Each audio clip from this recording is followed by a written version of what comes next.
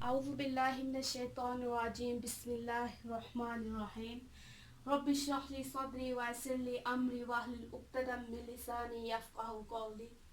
अस्सलामु अलैकुम, welcome to my channel DNS।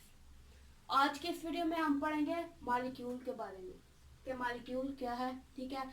फिर फर्दर इसकी हमने क्लासिफिकेशन भी देख ली।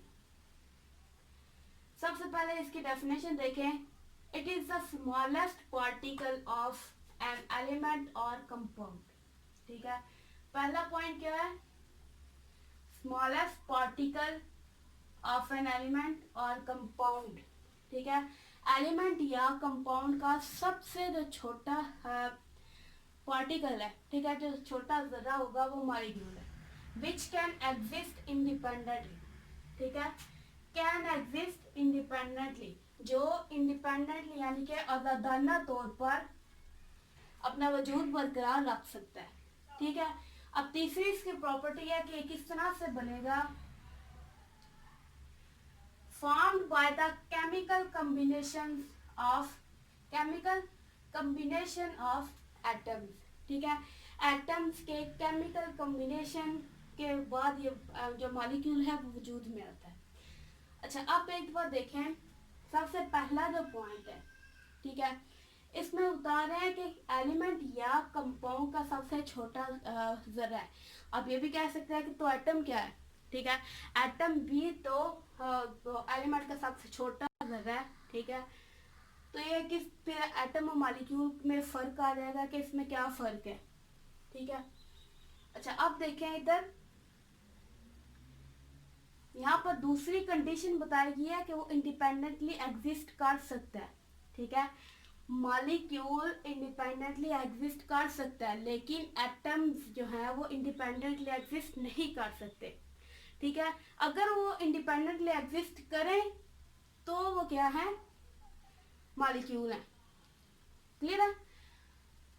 अच्छा, अब ये किस तरह से बनते हैं? एटम्स के केमिकल कॉम्बिनेशन से बनेंगे। फॉर एग्जाम्पल देखें, हाइड्रोजन है, ठीक है। हाइड्रोजन का एक एटम है, ठीक है, H1,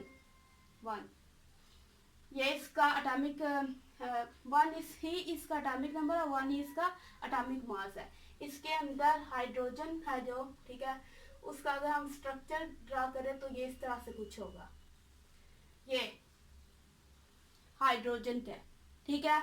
अब देखें, इसको अपना शेल पूरा करने के लिए ये स्टेबल नहीं है, ठीक है, तो एटॉमिक फॉर्म में ये एग्जिस्ट नहीं करेगा। इसको अपना शेल पूरा करने के लिए एक इलेक्ट्रॉन की जरूरत है, क्योंकि पहले शेल में 2 इलेक्ट्रॉन आते हैं, ठीक है।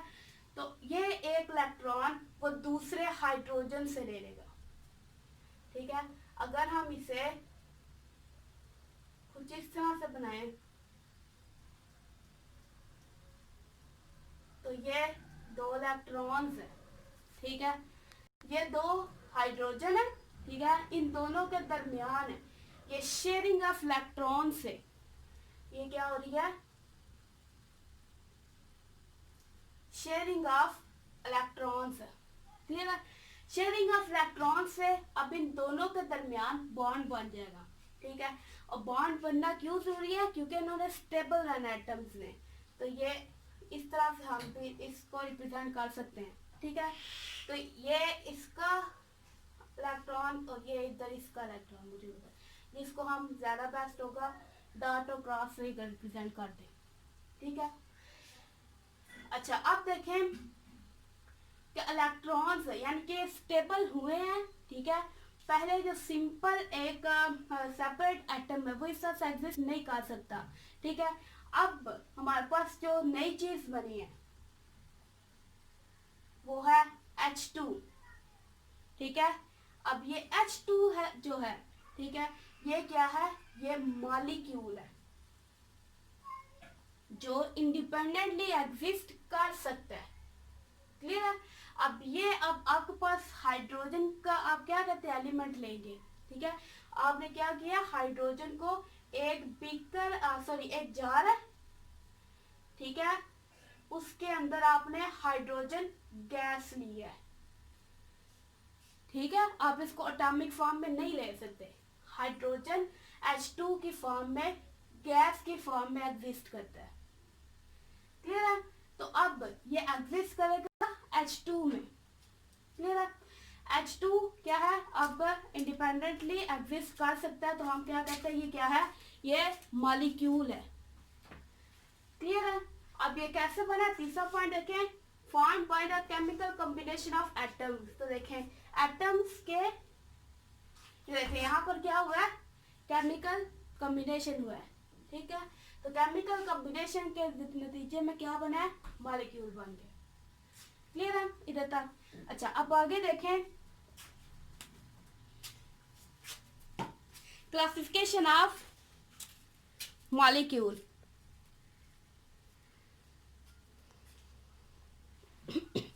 क्लासिफिकेशन ऑफ मॉलिक्यूल में देखिए, सबसे पहले हमने पिछले वीडियोस में पढ़ लिया है कि क्लासिफिकेशन किसे कहते हैं। ठीक है, क्लासिफिकेशन मतलब ग्रुप बंदी करना। ठीक है, चीज़ों को हम जब उनकी खसूसियात की वजह से तकसीम करते हैं, ठीक है, ग्रुप्स में तकसीम करते हैं, तो वो क्या है, क्लासिफिकेशन। अब मॉलिक्यूल की क्लासिफिकेशन या फिर ये कह लें कि टाइप्स ऑफ मॉलिक्यूल्स, तो दो तरह से हमने क्या किया, मॉलिक्यूल्स को क्लासीफाई किया। ठीक है, सबसे पहले हमने एटम्स की तादाद यानी कि नंबर ऑफ एटम्स के लिहाज से जब हम मॉलिक्यूल्स को डिवाइड करेंगे, मतलब अब आपके पास बहुत सारे मॉलिक्यूल्स हैं।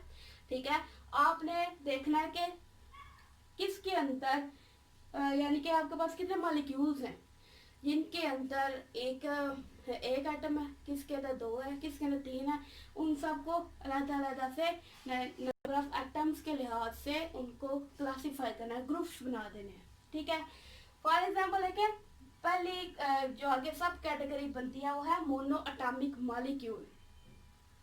ठीक है, नाम पर तवज्जो दें, मोनो एटॉमिक मॉलिक्यूल है।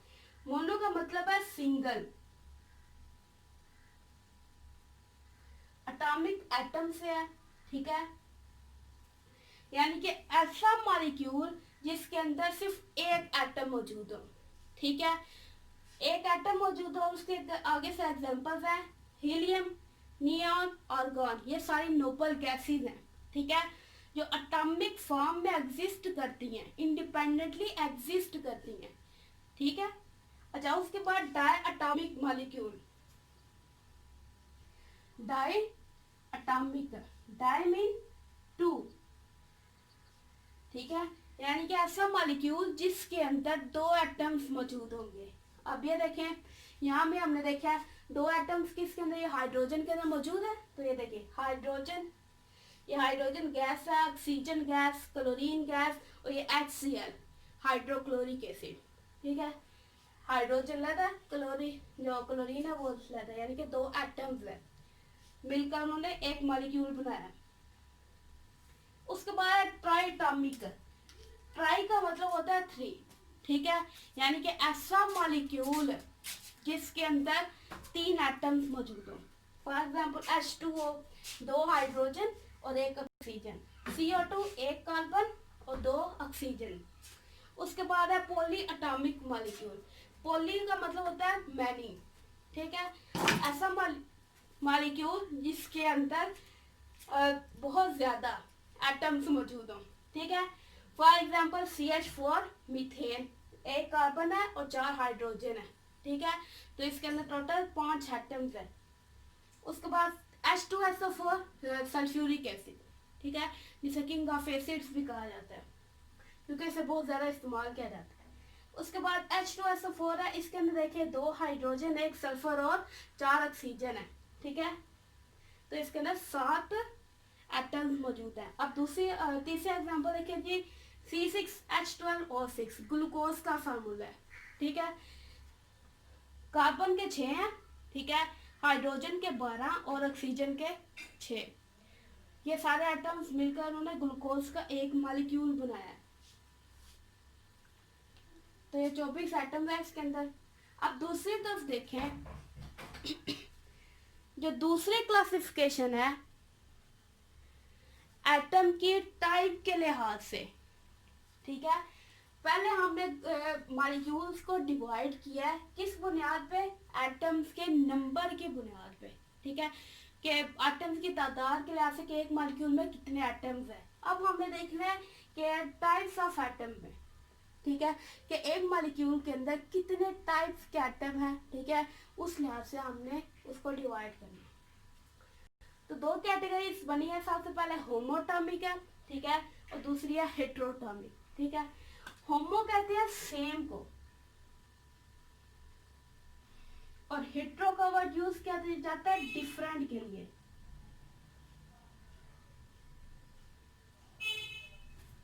ठीक है, होमोटॉमिक मॉलिक्यूल ऐसे मॉलिक्यूल्स हैं जिसके अंदर एटम्स एक जैसे होंगे, ठीक है। फॉर एग्जांपल H2 देखें, H2 हाइड्रोजन गैस है, ठीक है, इसके अंदर दोनों के दोनों जो एटम्स हैं वो हाइड्रोजन के हैं, ठीक है। O3 ओजोन है, ठीक है, इसके अंदर तीनों एटम्स ऑक्सीजन के मौजूद हैं। इसी तरह S8 है सल्फर, सल्फर के अंदर जो है 8 जो एटम्स है वो सल्फर के ही हैं। उसके बाद फास्फोरस है, तो चारों के चारों एटम्स फास्फोरस के ही हैं। अब इसी तरह आ गया है हेट्रोटॉमिक मॉलिक्यूल। तो हेट्रोटॉमिक में देखें जो मुख्तलिफ हों, ठीक है, एक से ज़्यादा टाइप्स के एटम्स होंगे। जब CO2 दो मुख्तलिफ तरह के आ गए एटम्स, एक कार्बन और दूसरा ऑक्सीजन। इसी तरह से H2O है, ठीक है, इसके अंदर भी दो तरह के एटम्स आ गए, हाइड्रोजन और ऑक्सीजन। और दूसरा फिर तीसरी एग्जांपल है NH3 अमोनिया, ठीक है, इसके अंदर भी दो तरह के यानी कि मुख्तलिफ टाइप्स के एटम्स मौजूद हैं, ठीक है। तो ये था सारा हमारा आज का टॉपिक मॉलिक्यूल के बारे से।